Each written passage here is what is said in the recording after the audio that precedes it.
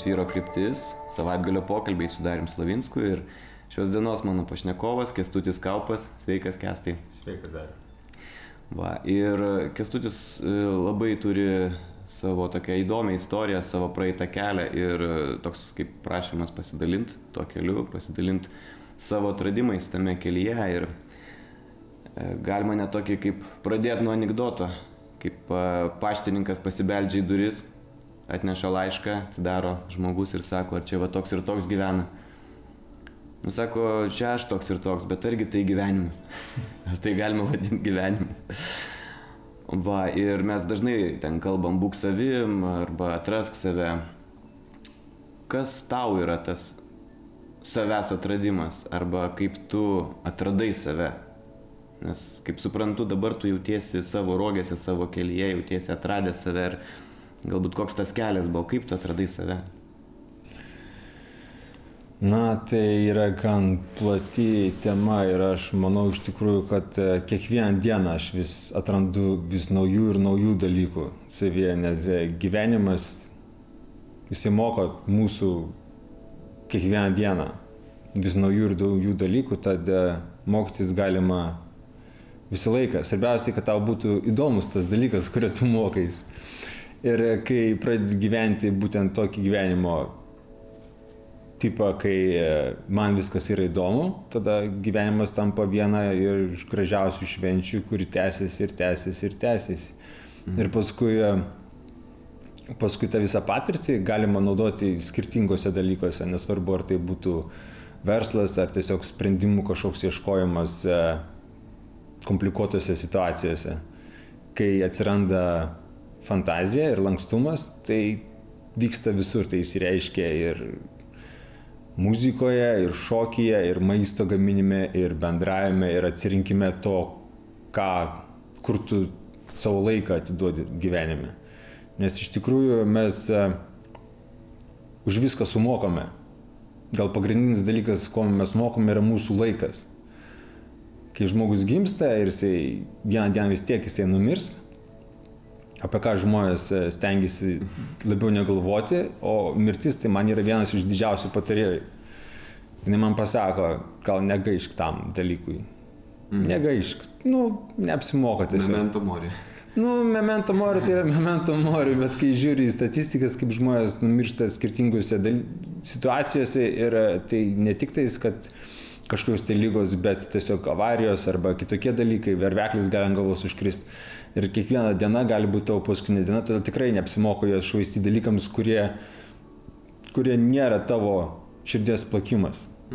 O kai pasirenki kelią, kas yra tavo širdies plakimas, tai tampa viena fantastinė istorija ir tiesiog kiekvieną dieną tu taip noriai šokiai tą visą srautą ir nuo to dalyko nereikia jokių atostogų ir vakare, kai gultis į lovą, tu galvoji, kaip faina bus, kad ryte vėl kelsiuos ir aš galėsiu tęsti tai, ką aš dariau vakar.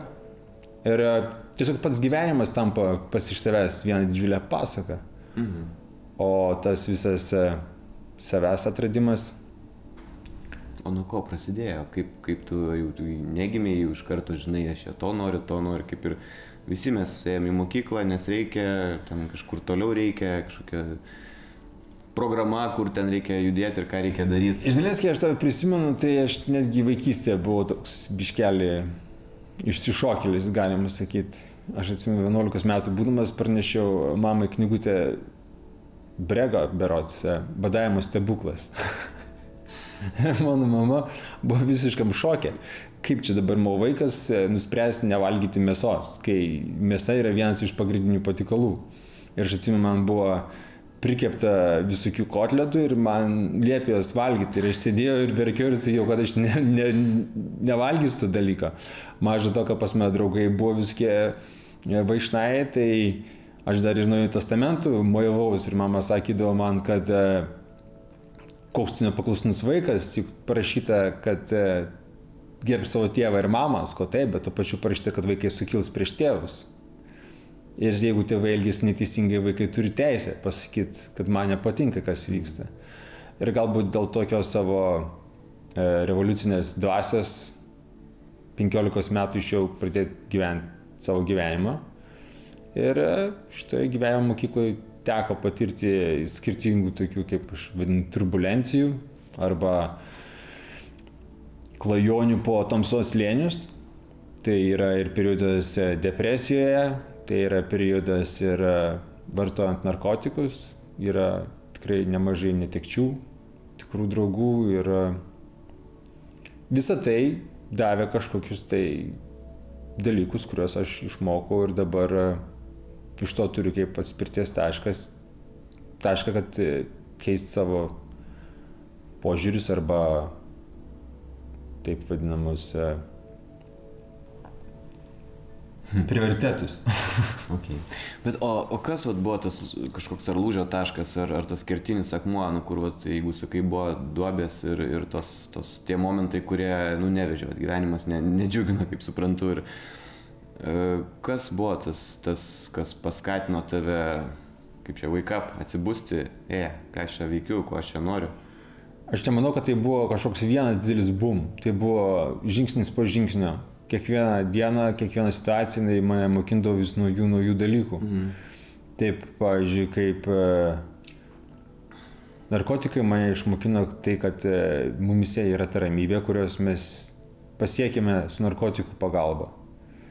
Ir jeigu iš tikrųjų žiūrėti iš šamaniškos pusės, tai yra tavo mokytojas, kuris tau parodo, kad tai tave egzistuoja, bet tu turėtum padėkoti tai dvasiai ir eiti į tą visą ramybę pats. Ir jeigu tu per dažnai pradėsi tą dvasią išsikvietinėti, tai jinai supyks ir padarys tave savo vergu. Tai va čia Kastanedos tokia ideologija yra, filosofija, kad jėgos augalus galim naudoti tik dėl žinių, o kai žmonės piknaudžiaja tais dalykais, nutinka tokie nuvažiavimai į šonus. Ir kai pradeda pasaulis visiškai byrėti, nes iš tikrųjų vartojant narkotikus, ypač tos sunkesnius, tai niekas daugiau gyvenime nebesidaro aktualu. Galbūt tai ir yra viena iš priežasčių, dėl ko žmonės pasineria į narkotikus, tai yra tai, kad jie nori nejausti to skausmo, kurį jie jaučia. Nes visi mano vartojantys draugai buvo būtent kažkokie tai, su kažkokiom tai istorijom skaudžiom. Ar tai buvo kažkas, jeigu merginos, tai buvo kažkas, kas buvo išprievartautas arba išprievartauta ir vyrukai dažniausiai būdavo tėvų mušami ir visą kitką. Ir tą skausmą tu nešiesi per gyvenimą. Ir kai atsiranda kažkas tai, kas paimeta tavo skausmą ir pašalina iš tavęs, tai tu tiesiog čiumpi tą dalyką kaip jauką, kaip žuvis ir tiesiog kabien to visą dalyką. Tarsi bėgi nuo savo išgyvenimų, nuo savo skausmo, nes nesugebi to pats išgyventi. Nesugebi suprast, kas vyksta iš tikrųjų, nes atrodo istorija įvyko prieš daug metų, bet tu vis dar eini ir nešiesi tą balastą. Ir po kiek tai laiko, kai tu supranti, kad tu esi tas, kuris neši tą balastą. Ir iš tikrųjų labai sudėtinga atsisakyti to, ypač kai tu tą skausmą lingavai, pračiučiavai, supranti, 10-15 metų arba galbūt netgi pusę savo gyvenimo ir staiga pasakyti į tam dalykui ate. Tai yra labai didelis iššūkis. Tai tapo tavo, tai kaip čia dabar aš tiek metų investavau į tai, daviau tam dalykui energijos, jį maitinau savo emocijom ir dabar tai paimsiu ir paleisiu. Tai čia labai sudėtingas dalykas, bet vieną dieną, kai supranti, kad nebegali daugiau to dalyko nešti, ir yra pasirinkimas arba paleisti, arba tiesiog tavo skrandis prakiurs visiškai ir širdis pradės kalatotis į visas pusės vien dėl tavo sunkių minčių, tu nusprendi, kad reikia tas visas tamsias mintis paleisti, tamsias istorijas. Nes realiai istorija jau kažkada buvo. Praeitis. Tai nebevyksta su tavim. Tai vyksta tik tavo galvoje, vien dėl to, kad tu tas mintis turi savo galvoje, dėl ko tai jas maitini, vis dar ištrauki, kiekvieną dieną nueini, išsivalai dantis, nusiprausi ir pagalvoji, kaip mane mušė mama. Tai kam tą dalyką galvot? Galima galvoti teisingai, kad, vargšė ta mano mamytė, jinai nežinojo, ką jinai darė, bet štai dabar jinai žino ir mes dabar esame nuostabus draugai. Ir kiekvieną dieną džiaugtis tuo momentu, kad tu jau esi nuostabus draugas su savo mama arba su savo tėvu. Ir tai iškelti į pirmą planą, negu kad maitinti mintis tas, kurias buvo kažkada tai. Ir kai supranti tai, kad tu esi atsakingas pats už save, tada labai daug dalykų keičiasi gyvenime. Ir, kaip sakiau, tai eina žingsniukas, čia kaip lipimas į kalną. Tu apačioje būdamas papėdė nepasakai, bumt ir atsidūrė viršūniai. Tu iš pradžių lipai vienoje vietoje, su vienais iššūkiais, su vienom patirtim, paskui tu pradėjai kitaip eiti, nes ten apačioje išmokai kažko tai. Ir taip po truputį dalykai keičiasi tavo gyvenime. Ir kaip tu atsisakai savo to balasto? Kaip tau pavyko? Ar tai buvo lengva, arba kokie tai buvo žingsniai, ar tu ten medituot pradėjai, ar koks tai buvo tavo veiksmas, ar galbūt jau kai tu tai pamatėjai? Tai buvo daug visokiausių aspektų. Galima, pavyzdžiui, vienas iš tokių įdomesnių dalykų tai buvo, kaip aš pradėjau dirbti pramoniniu alpinistu ir vieną kartą kabu kažkur tai gal 100 metrų aukštyje, žiūri į apačią ir galvoju, jeigu dabar nukryščiau, čia tikrai niekaip neišgyvenčiau, taip. Ir tada staiga pradėjau juoktis garsiai ir sakau pats savo, klausyk, ar tau neatsibodo? Nes kiekvieną kartą, vos tik tu pagimbi, ir ta pati mantra pareina, ojojojojoj. Blogai. Jo. Ir virvės teisingai pakabintos, ir karabinai visi nauji, ir viskas yra tvarkoje, yra prašai tvarkingi, viskas buvo patikrinta ir tavęs, ir tavo kolegų nėra priežasčių, dėl ko pergyvent. Bet tą nerimą vis paėmėm ir traukiam. Kaip vienas budistas yra pasakęs, 95% mūsų nerimų niekados neišsipildys. Ir jie egzistuoja vien dėl to, kad mes juos sukuriam, ir mes patys bijom to šešėlio, kurį mes metam ant sienos, žinai. Pamatai šešėlį, ir įsigastėjo, žinai. Tai tas pats dalykas. Ir kai tu pradedi suvokti, kad tavo mintis ir tavo tie dalykai yra tavo paties sukurti, tada pradedi atsakingiau daryti tą dalyką. Nes tavo protas yra kaip indas, į kurį tu kaip to viso indo savininkas pili skystį. Tu gali įpilti kompotą, gali įpilti arbatą, arba gali, atsiprašant, paplavas kažkokią supilti, žinai. Ir tas, kas pila, esi tu. Tai nėra spauda. Delfis net bėga, supranti, ir neapklijuoja tos sienų savo straipsniais. Tu pasirinki kokį straipsnį skaityti, kokį požiūrį pasirinkti. Ir tai vyksta, kad tu pili tą informaciją į savo galvą ir tie dalykai turi tai, ką turi. Ir paskui iš to indų žiūrėdamas į pasaulį, matai, koks jis yra drumzlinas, arba blogas, arba negatyvus.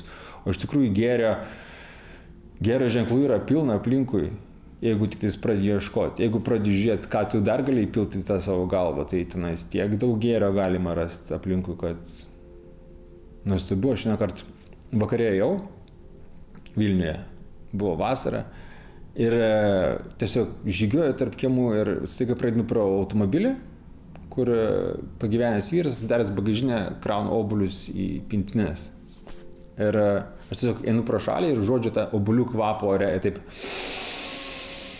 sustojęs įtraukiu orą, galvoju, kaip aš pasilgau tą obuolių kvapą, Norvegijoje nerasi niekur. Ir taip sakau, kaip kvepia. Ir kai atmerkiau akis, tas vyras jau stovėjo man 5 obuolius atkišęs.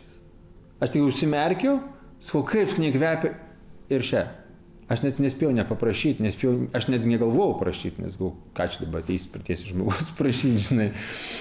Ir tie visi geri momentai, jie yra kiekvieną dieną, jų yra pilna visur. Ir kaip vienas žmogus yra pasakęs, kad nėra tokio dalyko kaip viena didelė laimė, yra laimės momentai. Ir tuos momentus mes patys galim susirinkti taip, kaip eini po mišką ir renki grybus. Ir tu nesirenki musmerės, tu renki teisingus grybus. Taip pat ir tas laimės momentus galima rasti ir ten, ir su šeima, ir muzikoje, arba tokiuose paprastos dalykuose. Čia kaip galima turbūt pasakyti, kad kaip pasirinkimai žmogus pats nusprendžia kiekvieną akimirką, daro pasirinkimus ir tie pasirinkimai yra, kaip sakai, kaip ta arbata ar skystis, ką tu įpili. Ir tie pasirinkimai pato lemia išorinius ten visokius sukibimus, pasiekmes, kas ten su kokiu žmogum, kaip ten pabendrauji, kaip, kokie nutinka su tam įvykiai, tai priklauso nuo to, kad tu ten įsipylį prieš tai. Ar kažkas tokio? Būtent taip. Dievas sukūrė žmogų pagal savo atvaizdą. Taip yra parašyta šventam rašte. Reikia tikėti, kas ten parašyta. Ir tai reiškia, kad žmogus yra mažas kūrėjas, taip kaip pats Dievas, kad yra. Tai mes vaikštam ir mes kūrėme. Tai mūsų tas veiksmas, mūsų asmeninis veiksmas paimas tos vienos arba kitokios informacijos ir įpilimas į mūsų galvą, kuri ir paskui tampa ta prizmė, per kurią mes žiūrime pasaulį, tas pats veiksmas yra mūsų atliekamas. Yra vienas nuostabus toksai video YouTube apie 109 metų berods moterį, kuri išgyveno holokaustą. Ir jinai pasakoja, kaip jinai ant tų visų akmenių grindų gulėdavo su savo sūnum ir juokdavos. Ir jinai sako, aš žinau, kad vyksta baisus dalykai, bet aš sąmoningai pasirinkdavau matyti teigiamus dalykus. Mes turėdame labai daug laiko pabūti drauge su savo sūnum ir pabendrauti. Ir kai vaikas matydavo ramią mamą, jis pats būdavo ramus. Ir jinai sakė, kad kai kurie netgi vokiečių tie sargybininkai galvotų, kad jiems labai gera tenais yra iš tikrųjų. Paslaugą padarė. Nu, nežinau, kiek paslaugą, bet taip galvodom, kaip jiems ten linksma. Bet iš tikrųjų tai buvo jos sąmoningas pasirinkimas matyti pozityvius dalykus. Ir net tam savo filmukė pasakė, aš žinau, kad egzistuoja blogi dalykai, bet aš renkuosi žiūrėti pozityvius dalykus. Ir kai tai tampa to gyvenimo taisyklė, tikrai galima rasti. Vienas iš tokių nuostabių momentų, kas man čia įvyko neseniai grįžus iš Norvegijos, tai važiuojant tokiam posūkyje, priešais mane užgeso automobilis vienos merginos ir aš negalėjau pravažiuoti, nes tarpas buvo per mažas. Ir aš išlipau, prie jos sakau, kas nutiko, nes sako, nežinau, automobilis tiesiog užgeso. Ir pagalvojau, gal reikėtų pabandyti pastumti, ten buvo tokia maža įkalnė, gal nieko, gal aš sugebėsiu. Sakau, junk neutralią, aš pavadėsiu pastumti. Ir pradėjo pabiški linoti, žinai, lašai krentant asfaltą, jinai jungia neutralą, aš pradėjau stumti ir jaučiu, kad man nieko nepavyks, mašina pradėjo pabiški ir dėti atgal, link mano Priuso, kurį aš ką tik nusipirkau, galvojau, tuoj aš čia sulamdysiu savo mašiną, kišau savo trigrašį, žinai, ir tiesiog dabar nebėra laiko galvoti apie tai, tiesiog visos jėgas į tą mašiną stumimą. Ir staiga vienas vyras atsirado iš kažkur, antras, trečias, ketvirtas, penktas, šeštas, kokį 10-12 vyrų iš visų pusių atsirado ir mes tą mašiną taip lengvai nustumėm į benzino kolonėlę esančią šalia. Kuras baigėsi? Ne, ten buvo kažkoks kitoks dalykas. Ir dar taip bestumėt, aš sakau, kaip žmonės sako, kad Lietuvoje blogai gyvent, sakau, taip pagalbos bumt ir atsirado iš oro, žinai. Ir tas vyrukas šalia stovėdams sako, tai dėl to ir yra Lietuvoje blogai, kad žmonės taip galvoja. Ir aš buvau įsitikinęs, kad čia iš tikrųjų važiavo kažkoks mikroautobusiukas, kuris sustoja ir vyrukai, žiūrėkit, padėsim kažką tai.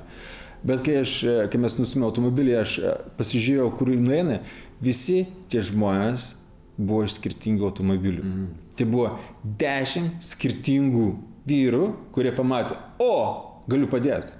Ir jie sustojo, išlipo ir nuėjo padėti.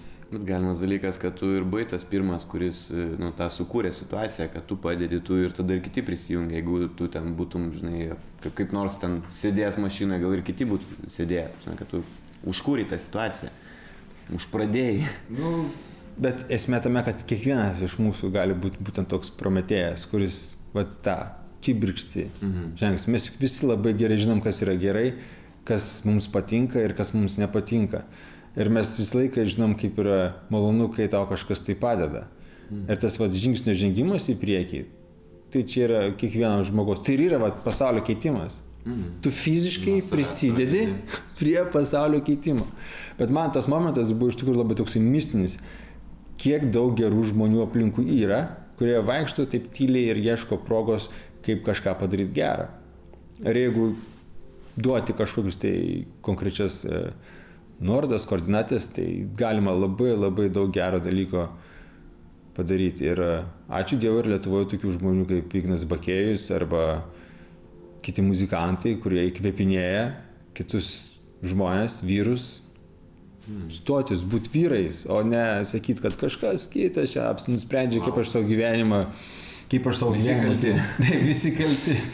O Kęstuti, žiūrėk, o čia visi gongai ir visa ta, kaip čia, muzika, kaip tau jinai padeda, arba ką tu su ja darai, kaip jinai tau, kas jinai tau gyvenime, arba gal netgi gali kažkaip tai šiek tiek papasakoti ir parodyti.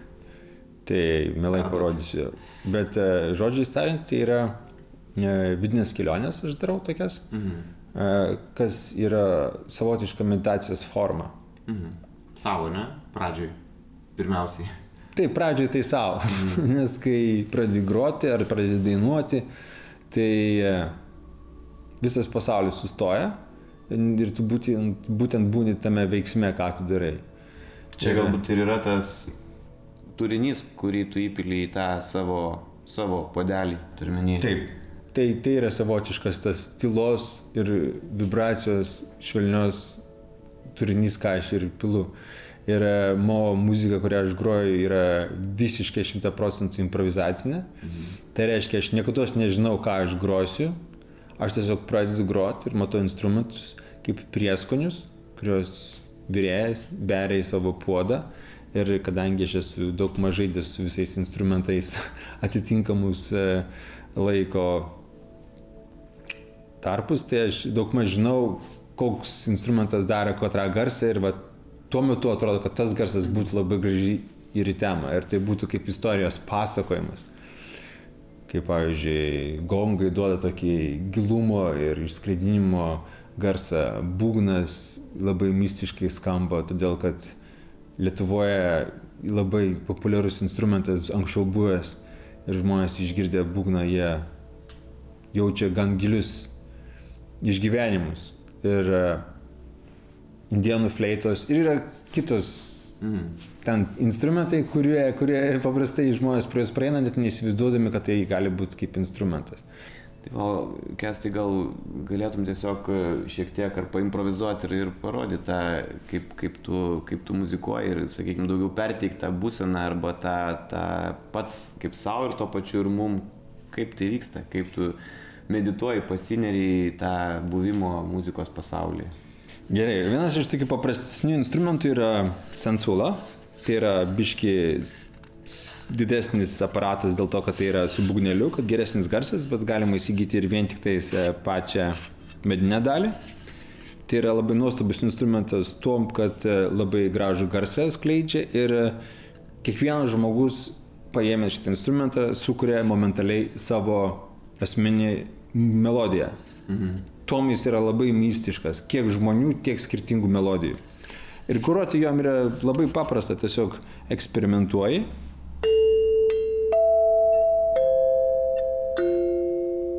Sužinai, kas kaip daro. Ir paskui pradedi tarpusavį lipdyti. Ir gaunasi tokie dalykai kaip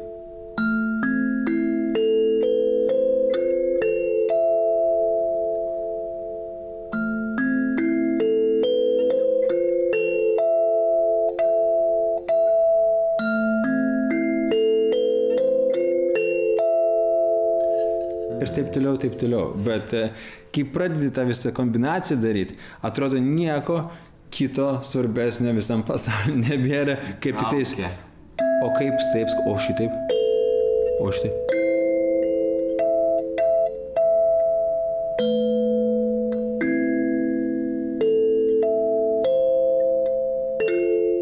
O ką tik tai sukūriau, visiškai. Pum, sukūriau. Kiti instrumentai yra, pavyzdžiui,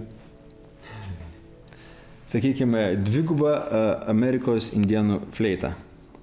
Jis skleidžia irgi labai tokį nuostabų mistinį garsą. Jeigu, sakykime, vienguba, tai jinai groja šitaip.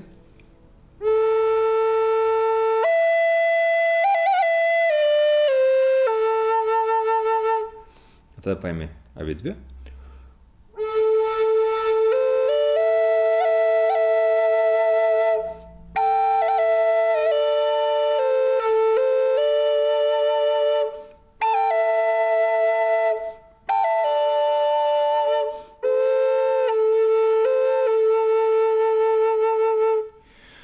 Ir taip toliau. Yra begalės instrumentų, kurių pagalba galima groti ir kurti tas visas tokias mistinės erdves, į kurias tavo protas tiesiog dingsta. Ir tas visas garsas, jisai tau sukelinėja kažkokias emocijas. Ir tos emocijos būna tokios tikros ir jos būna neįvardintos žodžiais. Todėl jas labai paprasta yra jausti ir jos tiesiog labai gražiai sklendžia ir ramina. Ir tada pradedi jausti tą visą nuostabų kūrėjo pirštą, kad paėmei kažkokį instrumentą ir staiga pradėjai groti. Nes iš tikrųjų čia irgi labai paprastas instrumentas, kaip čia yra 5 skylės, šiuo atveju viena yra uždengta, tai išmoksi tiesiog.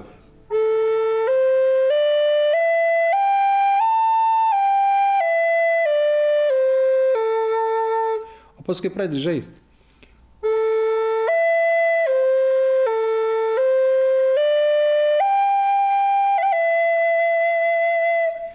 Ir čia nėra jokios taisyklės. Iš viršaus į apačią. Taip, iš apačios į viršų. Atvirkščiai. Iš apačios į viršų ir tiesiog vaikštai, daini iki vidurio, vėl sustoji ir tai yra grinai, kaip tu pats nusprendėjai.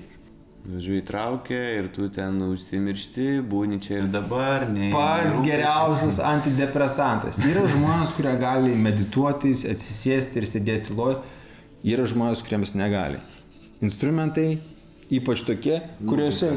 Žodžiu, muzika padeda tiem, kam sunku sėdėti pačiam su savim, tai... Taip, tai yra garsas, tai tu tiesiog darai tą veiksmę, bet tu atsiduri tame pačiame čia ir dabar. Kaip ir joga. Joga tai iš jūsų yra fizinis dalykas, tai yra dar labiau aktyvesnis, nes tu kažkokią tai pozą bandai padaryti ir tu labai susikoncentravęs, kaip tavo kūnas, ar jis laiko balansą ar nieko. Ir jeigu tu pradėsi galvoti apie kažkokias tai problemas, kažkokias tai, tu iš karto griūni. O tas visas pabėgimas iš tų problemų, proto pasaulio, iš tikrųjų tai jis reikalingas tam, kad atsitraukt ir iš naujo pažvelgt į tą pačią situaciją. Labai dažnai žmonės rekomenduoja, kad jeigu tau kažkas tai nesigauna, tada palik darbą ramybėje, eik kažką tai kitą padaryk. Atsitapatintis. Ir grįžk atgal iš naujo.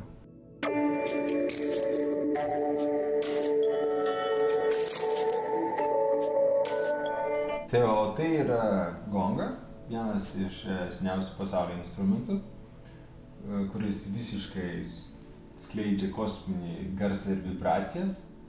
Protas visiškai iš karto dingsta. Mano žmona netgi skaityti negali. Jis sako, kai girdžiu gongą grojant, tai pirmą eilutę perskaičiau, kai skaitau antrą, jie nebeprisimenu, kas pirmą eilutę buvo. Nes protas iš karto nori būti grinai tik čia ir dabar.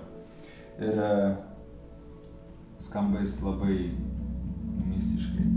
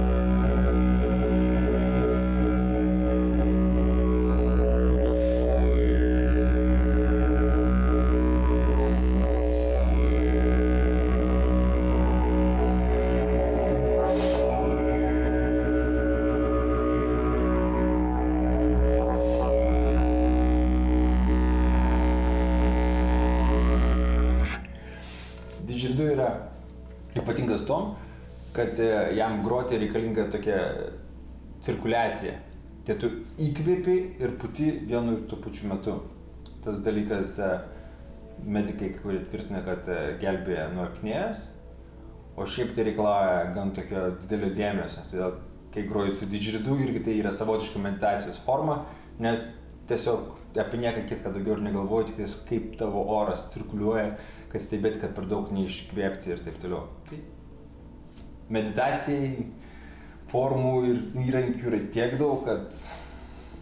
Nu ką, tai ačiū Kęstai, kad pasidalinai, kaip matot, kad būti čia ir dabar nebūtinai reikia kažkokių svaigalų, kad yra galbūt ne tik muzika, bet muzika viena iš formų, kaip nusiraminti, kaip papulti į ramybės būseną, kaip išgirsti save, atsitapatį nuo kažkokių gyvenimo situacijų, kad paskui galėtum grįžti ir vėl ramiai žiūrėti, spręsti ir būti, kaip Kęstas sakė, toj kūrėjo pozicijoje, kada gali savo pasirinkimais, mikro pasirinkimais kurti save ir pasaulį aplinkui. Žingsnis po žingsnio. Žingsnis po žingsnio, neskubant iš karto, nenorint ateities toli, bet tiesiog kiekvienam žingsnelį darant sąmoningus pasirinkimus. Taip, iš lėto skaldat tą lukštą iš vidaus, kad jisai prasivertų ir pamatytum pasaulį, kas pasirodo gali būti ir labai gražus ir nuostabus. Ir kad pats jį sukuri tokį. Taip, nes tai yra būtent tavo veiksmas, kurį tu darai. Gerai, tai ačiū Kęstai ir ką, iki kito karto.